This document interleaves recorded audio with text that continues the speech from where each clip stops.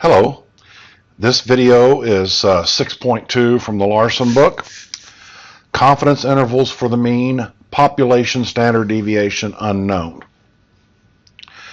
Now we'll talk about this thing called the T-distribution, also published by a man named Gossett, but he published under the name Student.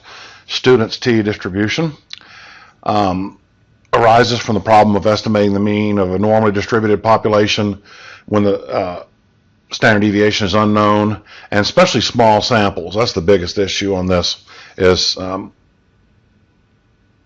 this works a lot better for small samples. Now the T-distribution itself, it's like the Z, the regular normal.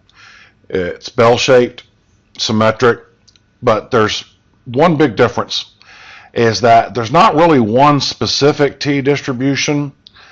It's a family of T-distributions based on the sample size.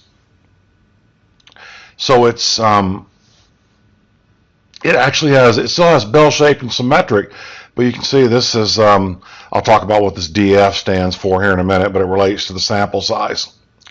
And then it's saying, but what happens is if the sample size, gets larger and larger and larger, they're using infinity here, but the T essentially turns into the Z. They're basically the same thing at one point there. This is these graphs. This black one, this infinity for the T, is the same as a Z. This is for 95%, and that's the 1.96. That's the critical value, which we could have gotten in the last section, via the inverse norm or in Excel. But you see this this DF6, that actually means the sample size is 7. It has a different value, 2.45. DF3, 3.18.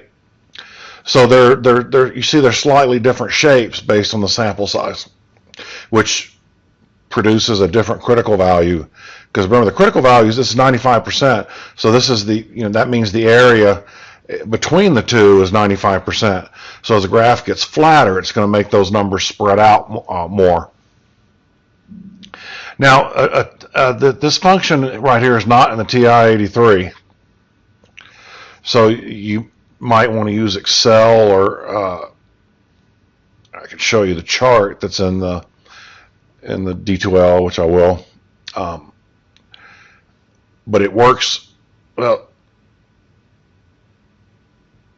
You put in you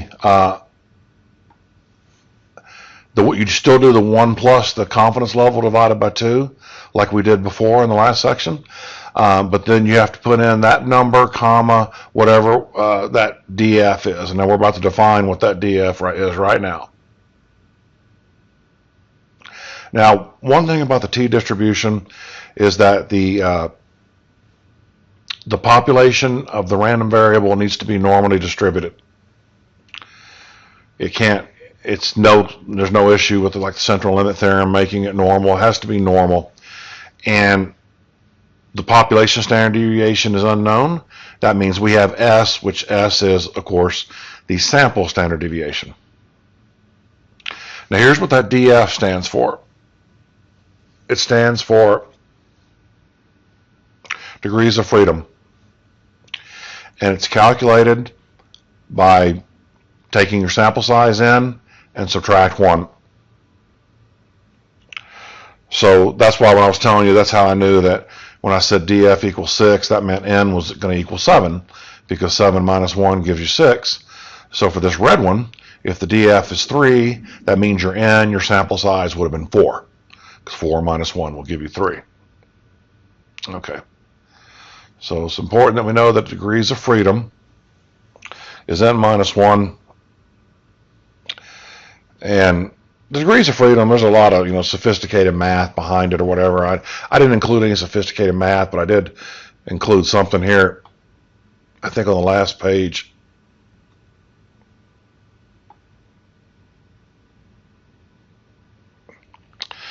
As you can see, this says for informational purposes only. And it basically means how many freedom of choice do you have for variables. Generally, we're talking about the sample mean, and it mentions that on the example on the right. But so you don't have to really worry about this, but let's give you this. I'll give you this example here. In this formula, x plus y plus z equals 15. That 2 means formula number 2. It's kind of weird. I don't like the way they did that. That's okay. It almost looks like it means 15 times 2, but it's just, yeah, just forget that's even there. But anyway, x plus y plus z is 15. And let's say you have the freedom, you could choose a value for x. In this case, they chose 8, but it didn't have to be that. And then you could choose a value for y, and they chose 2. Well, if you choose 8 for x and 2 for y, you can't choose for z, because it has to be whatever value makes it add up to 15. So if x is 8 and y is 2, z would have to be 5. You can't choose it. So this is basically saying that you have 3 variables, but you only have 2 degrees of freedom of choice. Okay, so that's all right. They call it the number of scores that are free to vary. So it's just 1 minus whatever the sample size. I think they're using a sample mean. If you have the sample mean and you know the sample mean and you have 5 values, well, any 4 of them could be chosen, but the 5th one would have to be the value that makes the average equal whatever it says it's supposed to equal. So therefore, if you had 5 variables, 4 are free to vary and 1 is fixed. All right, that's not important, just in case you were curious on the n minus 1. Just know that it's n minus 1. That's all. Okay. Okay, I'm going to show you this real quick on this chart. So you're not going to have to use this chart. I'm going to show you anyway. Now this is only for certain confidence levels we can do this. You can't, well, unless you use technology, we can use technology to do it, but otherwise it's just for these particular values. So, and that chart's in D2L. I'll show you here in a minute. All right, so let's take a look up here at these ones I did on technology. I don't have to do both of them, but I'll do the bottom one. That was for 95%. It says 0.975. We always do the 1 plus 0.95 divided by 2. Now, looking at the chart, we don't do anything like that because we know it's 95%. And if degrees of freedom is 6, okay? And you see this chart is labeled degrees of freedom 6. Degrees of freedom, not n. So you don't have to subtract here. We already know it's 6. And that was 95%. And you see at the top, I'm in the 95% column. And if you look over to the left, I'm in the degrees of freedom 6 row. And there's the 2.4469 value that the TI calculator came up with. And so would Excel whenever I show you that. All right. So you see there's confidence level on top. So I just wanted to show you that. Okay. But by all means, use either form of technology to get it. But I just want to show you how that worked. Yeah, and here now that we've introduced the T, the last section we were basing it on population standard deviation known, and I mentioned the deal about this book likes to use. They tell you can use Z when it's 30 or more, but I don't. Not a lot of people don't agree with that. I don't really agree with that much either. But the way I'll make this work is that the values from the last section, when the population standard deviation is known, the sample size, it's going to be more than 30 every time. I'm not going to put one on there that's less than 30, although I could, but I'm not going to, because that way I'll follow both schools of thought at the same time. Oh, I guess I should change this in the notes. Not Levine. Well, I'll fix that later. I'll just put some authors. And generally under 30 is going to be the rule for T, but really you're supposed to use T if you have the sample size. I mean the sample standard deviation. That's going to be our rule. If we only have the sample standard deviation, we're going to use t, but I'm going to keep those values less than 30. Now I'll show you one more thing real quick on this chart. So the top row here on these values, that's from the Z distribution that we did the confidence intervals for the population mean unknown. I mean known, we know it. And there's for 95%, that's 1.96 right there for 95%. Now, if you go down here to DF equals 29, that means N equals 30. You see it's 2.0452. Okay, that's not too bad, but that's still not as good. But that's why I don't necessarily like the 30 rule. Now, if I kept doing these for larger and larger, like I told you earlier, that the T will eventually turn into Z. In fact, let me show you one in the calculator real quick. Let's see. I'll do inverse T. I'll put 0.975, the 1 plus 0.95 divided by 2. I'll put degrees of freedom, large number. Let's put 200 in there.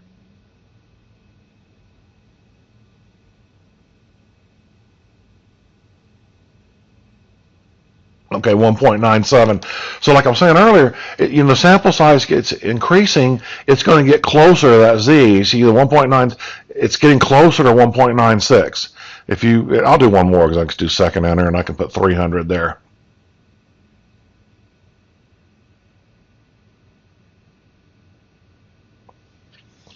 You see what's doing? It's working its way down to 1.96. So the T, I just don't think that, I don't necessarily agree with that rule that 30 is good enough. And I think it needs to be larger than that.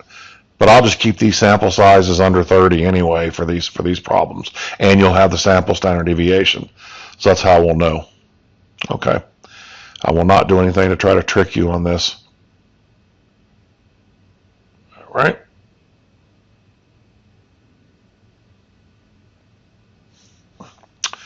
Let's take a look at this.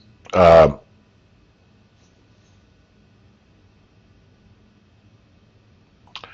here's a couple of examples of finding the critical value. Now you see I have the T alpha over 2, but if the Larson books uses TC, like the last section I showed you, Z alpha over 2 or ZC are the same thing when you're finding the critical value. Same, they don't mean two different things. So now I'll show you how to do this, of course, in our spreadsheet confidence intervals. In fact, let me open that up real quick. Okay. Well, actually, I don't have that T distribution sheet in there, so I need to add that. I mean, you probably won't need it for anything, but I should put it in there.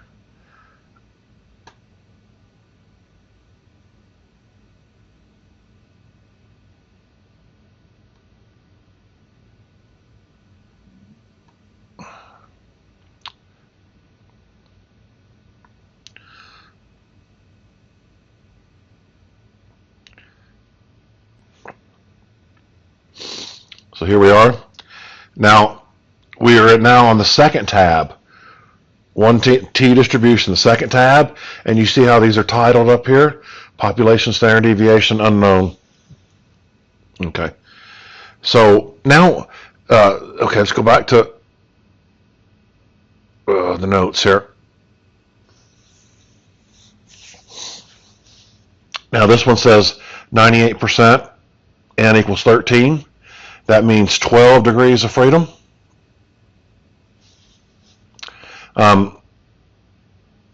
So I just did the inverse T thing in the calculator, 1 plus 0.98 divided by 2, and then comma 12, because it's 12 degrees of freedom.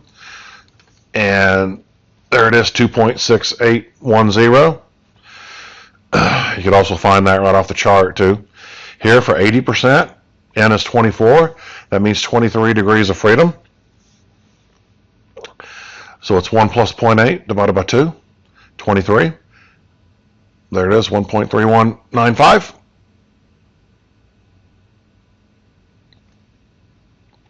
Now, to get them in the spreadsheet,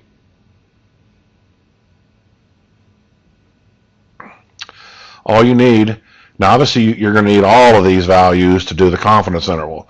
But for the T critical value, which I have right over there, so what was this? Let's do this first one. Of course, you're going to see, some in the homework. 98%.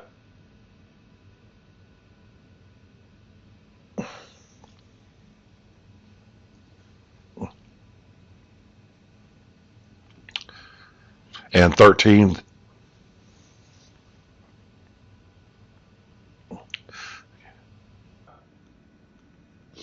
Now notice in the Excel spreadsheet, the way I set this up is you don't have to put degrees of freedom, you actually put sample size. But so even if you're doing it this way, you still want to know the degrees of freedom is n minus 1, because I could ask that just as its own test question, like where's the sample size, what's the degrees of freedom.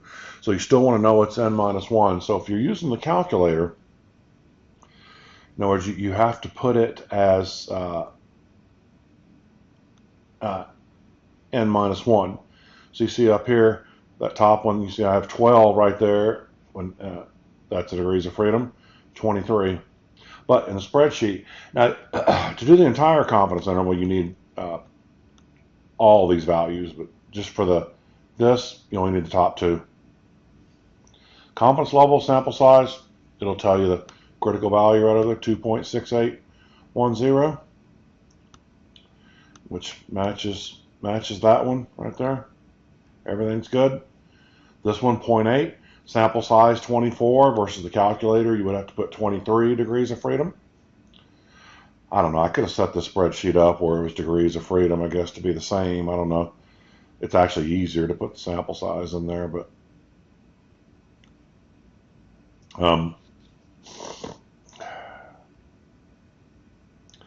so let's that was 0.8. So like I was saying, those numbers below these top two do not matter until we do a confidence interval. 24, 1.3195. Yep, there we go. There. Everything's good.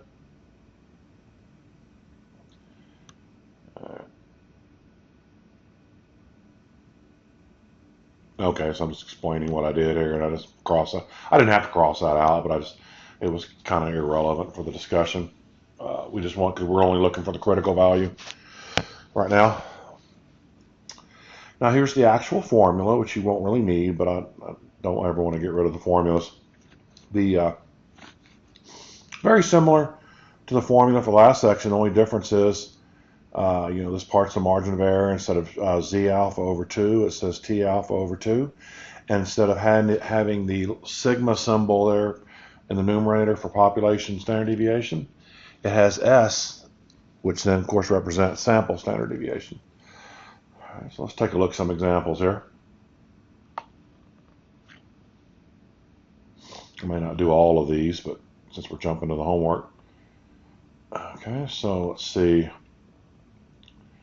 In a random sample of 7 computers, the mean repair cost is 100 and standard deviation was 42. I'm going to go ahead and fix that right now. Go ahead and put the word sample, but it is a sample because it would clearly tell you if it was population, but I still want the word sample to be there anyway. Assume the variable is normally distributed. Okay, that's the parameter that allows us to use the T. Even if that's not there, we're still okay. We just assume it is. But it's just more of a formality, meaning to be able to use the T distribution, your variable has to be normally distributed. And it says, okay, find the margin of error and construct a 95% interval for the population mean. Okay. Now here's kind of the old-fashioned way to do it, which you don't have to do. I just did it using the formula. And you could get that doing by the inverse T, or you could get it by looking up on the chart. So I could scroll back up there. It was 95, 6 degrees of freedom.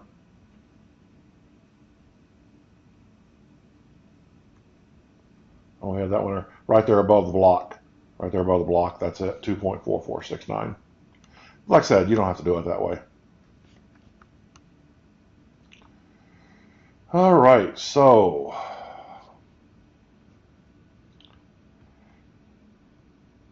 yeah, so I'm sort of mentioning why we're using the t distribution.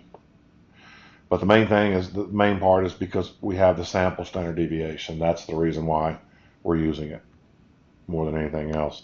The sample size being small, that ties in also with the Larson book, but still, don't worry about that. It's going to be small anyway, but the main thing is the sample standard deviation. So there's the margin of error.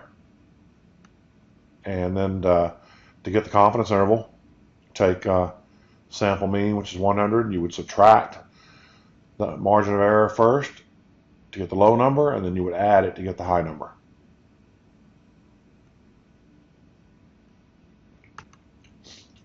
Now there's the t-interval output procedure, but I'll go ahead and do this one right here.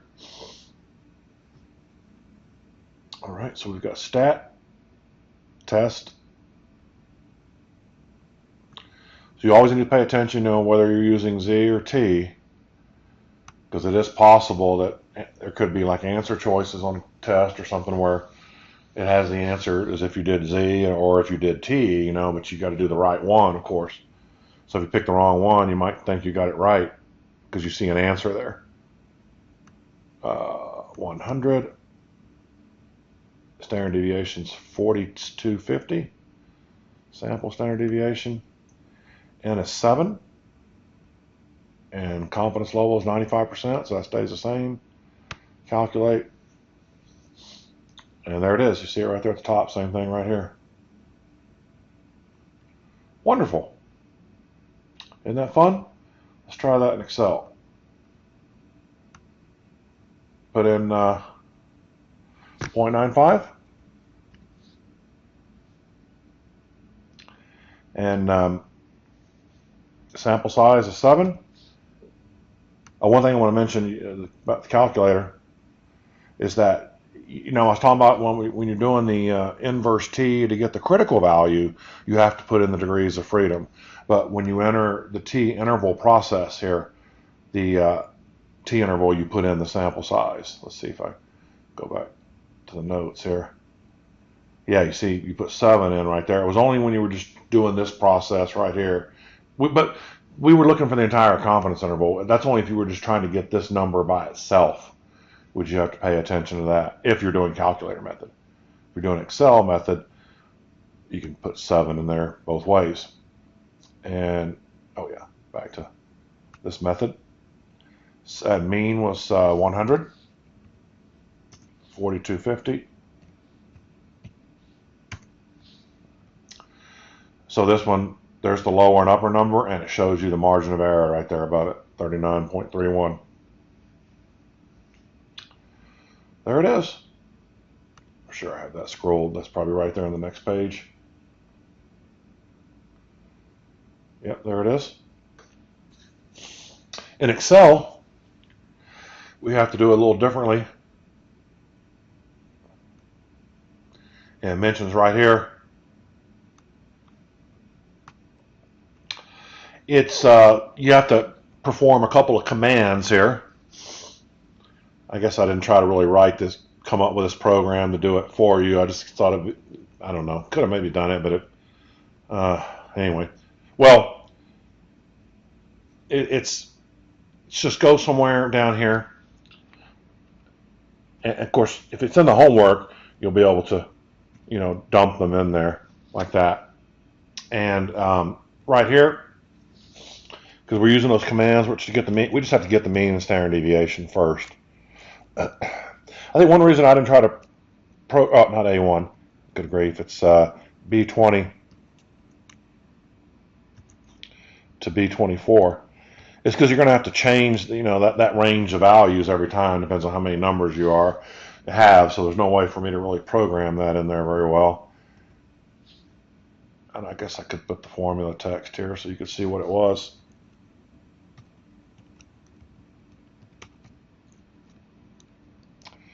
D20.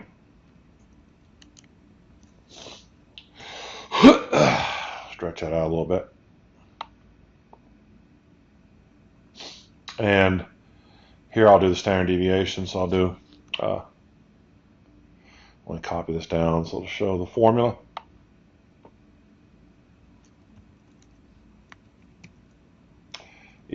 STDEV.S, we've used this before.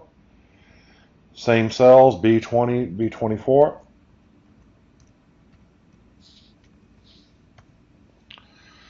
Okay, now then you take those values and you enter them right here. Sample size, we know there's 5 numbers. The mean is 5, just coincidence. Sample standard deviation, I don't know. I'll put in, I could just copy and paste the value, do this. If you do that, I'll show you this. Copy. Don't paste it directly. You want to paste it only as a value because it's going to move the formula right down there. Paste it as a value. There you go. And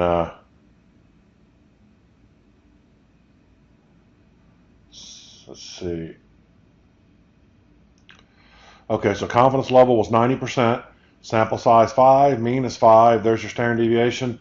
And there are the 2 values, the 2.22 and the 7.78. Let's see if there's anything else. I think that's it. Oh yeah, we talked about that page already. So now it's time for homework problems.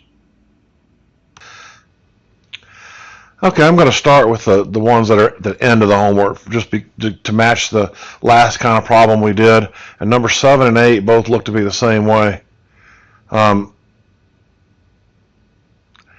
I would highly, strongly recommend, even if you're more pro calculator, I would strongly recommend doing these in Excel, especially this one, because there's a lot of numbers you'd have to put in the calculator.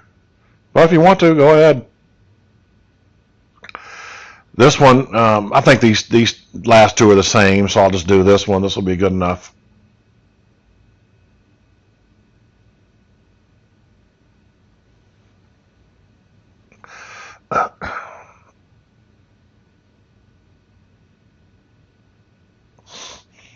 Okay.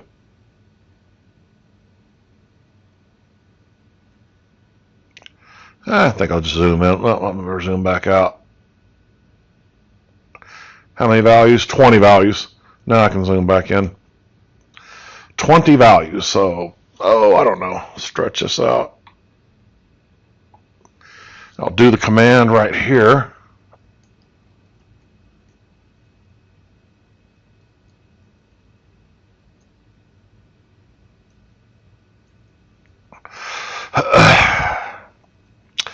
And then STD, well, I'm assuming it's going to ask that. Well, we need it anyway.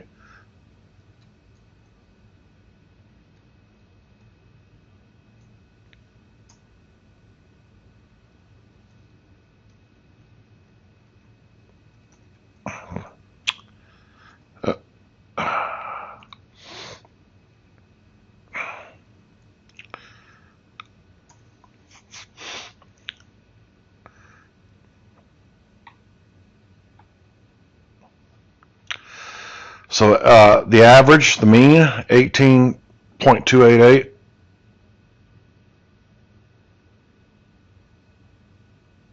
Two decimal places. 18.288 will be 18.29. Got it.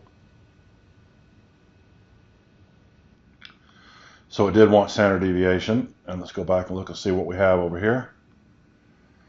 7.42. Well, assuming it wants 2 again, but let me check. Okay, yeah. This homework can be kind of weird, sometimes. You see 2 decimal places, next one might say 3, so. All right, so far so good. A 90% confidence interval. So let's go back up here. And there's your 90%. Our sample size is 20. And I'll show you in the calculator also. Well, actually maybe I won't. Let's see. Mean is, let me use the numbers the rounded numbers more likely to make it match. 18.29 and 7.42.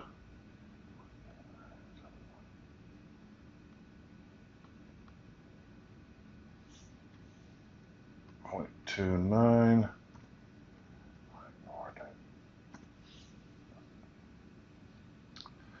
All right, there we go. So let's see if it wants 2 decimal places for that. 2. So we have 15.42 to 21.16.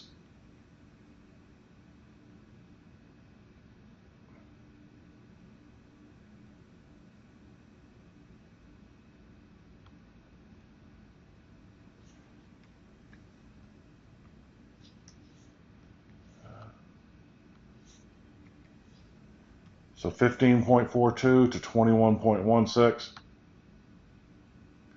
Yeah, I'm not going to do this one in the calculator, but if you want to, go right ahead. But you would have to do like I showed that example in the notes, but this one would really be rough. You'd have to enter I don't want to take the time of entering all 20 of those numbers in the calculator in a list. If you want to do that, then it'll work fine. But if you have any questions, just shoot me an email. If you're trying to do it that way, I can help you. Let me just go back and see a few things. See, so this number 7 was just like number 8, basically. Just has fewer numbers.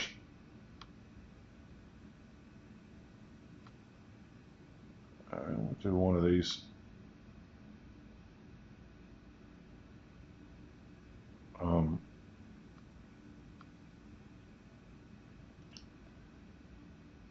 Okay, that's just constructing a confidence interval. I'd rather do the ones that are word problems. I mean, nothing wrong with that one. Certainly good. This problem is, I showed you this technique. It's the same technique from the previous section. I didn't bring it up again, but the same principle applies here.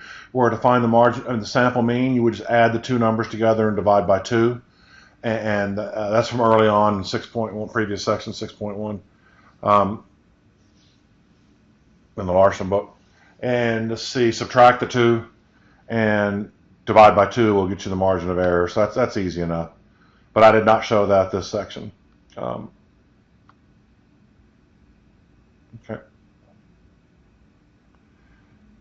Yeah, either one of these 2 look fine.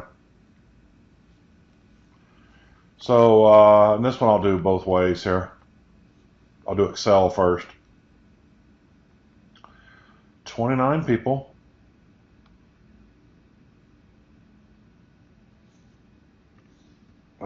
Trying to memorize 2 numbers, and I couldn't even do that right. 32.2 mean, 7.2 standard deviation.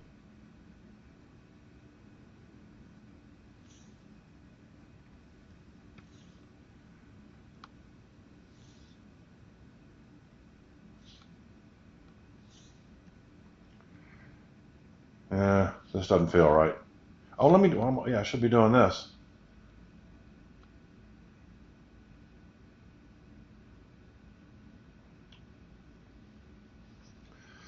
Yeah, 7.2, not 22, and it's 99%.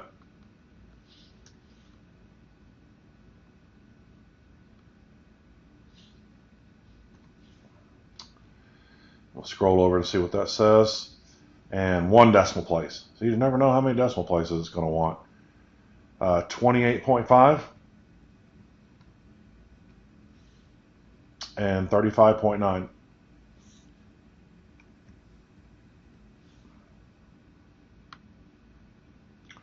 Fantastic. Margin of error. So 1 decimal place. So margin of error is given right here in Excel, right there above the confidence interval, 3.7.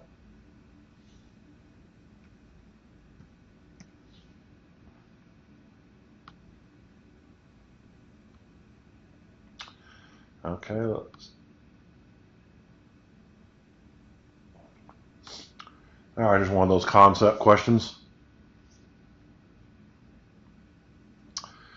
All right, it's probably going to be one of these ones with 99% confidence. I like C. With 99% confidence, it can be said that the population mean commute time is between the bounds of the confidence interval. So we're still doing the same thing, whether it's Z or T. You're trying to predict where the population mean lies with a certain degree of confidence. So hopefully that'll be right. Excellent. Now, same problem in the calculator. Probably be good enough for this section. I don't think there's anything else too special in those earlier problems that I saw. They weren't too difficult. Okay. That.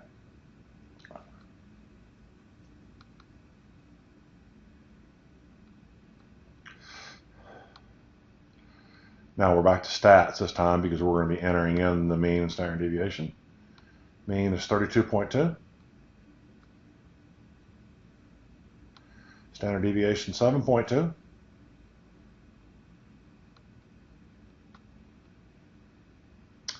N is 29. Confidence level 0.99. Calculate. Oh, stupid fingers typed it. Well, the numbers are all being there again. I accidentally hit enter or hit something there I shouldn't have hit.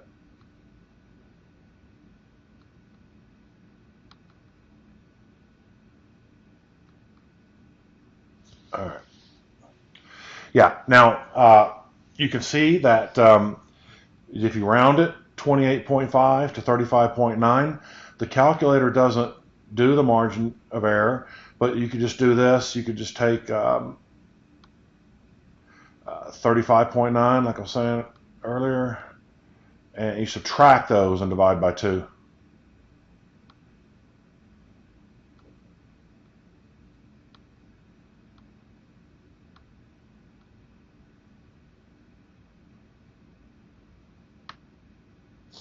And there's your 3.7.